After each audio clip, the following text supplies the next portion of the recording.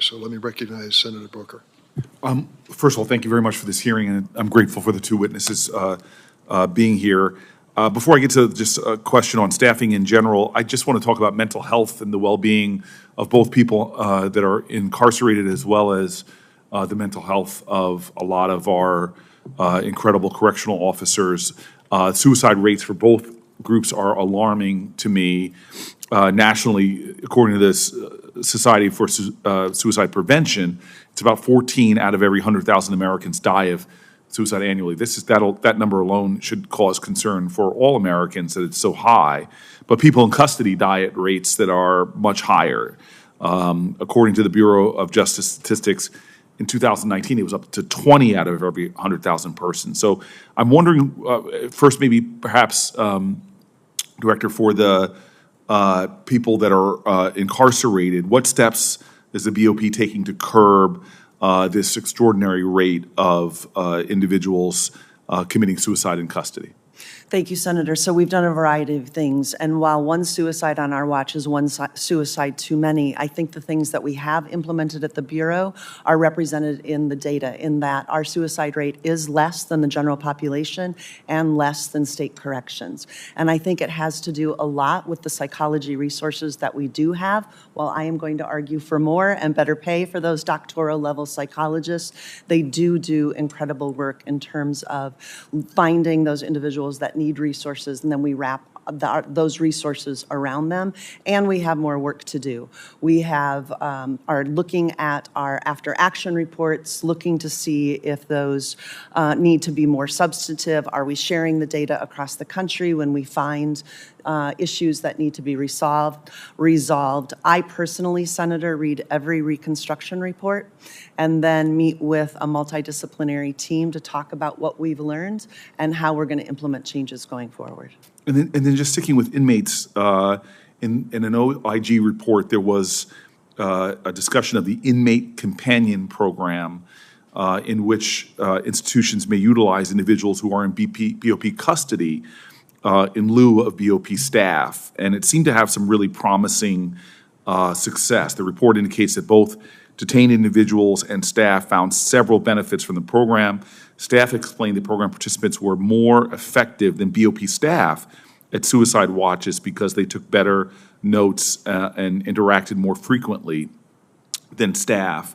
And so I'm just wondering, can you provide the committee with additional information on this program, and is it promising and something that you may want to expand?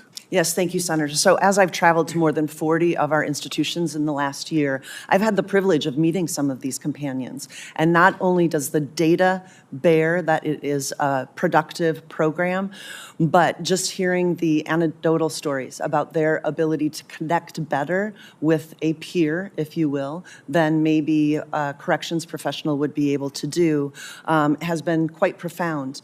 And they take their job so seriously. So we train them. We just don't select random adults in custody. We have a really clear selection process, and then we train them like we train our staff on looking for those predictive characteristics that we're looking for. And just to jump in, and I apologize interrupting because I want to try to get two more questions in respect Senator Ossoff's time.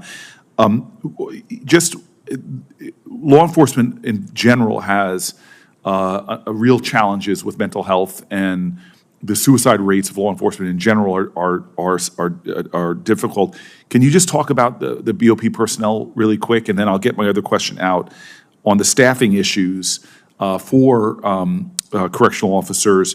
Can you just provide the committee with an update on some of the financial incentives that you've talked about before? I just still find it astonishing that correctional officers are at the very bottom of all federal law enforcement. The amount of money they make, to me, is why would you better to go be a TSA agent or jobs like that than it is in terms of the compensation. So can you address both the mental health and wellness steps you're taking for correctional officers, and then just those financial incentives, which seem to be urgently needed? And frankly, I think these incredibly hard workers need to be paid more. Thank you, Senator. Well, I certainly appreciate your passion around the mental health of our corrections professionals, who are often unsung heroes in the toughest law enforcement beat, and the data is startling. 1 in 3 have symptoms of PTSD.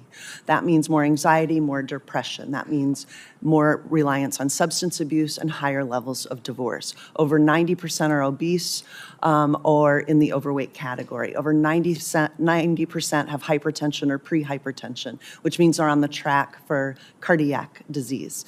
And so the data is staggering. And what we're finding across the country, in some places, they can leave the Federal Bureau of Prisons and work for state corrections and make 2 to 3 times more, let alone the bonuses that we're battling against at fast food organizations. So it is incredibly difficult. We have thrown every incentive that we can at this problem, every recruitment incentive, every retention incentive. We've increased the base salary by $2,000 for correctional officers. That's the amount of authority that I have.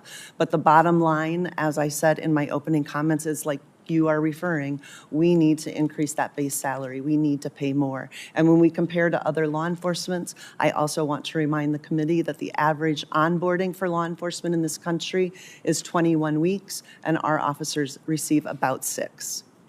It's truly unfortunate. And I'm hoping you can answer for the record my second part of that question about some more detailing of the financial incentives, but I appreciate the indulgence, Mr. Chairman. Thanks, Senator Booker. Senator Cotton, you would be next, but if you'd like a minute, Senator Ossoff.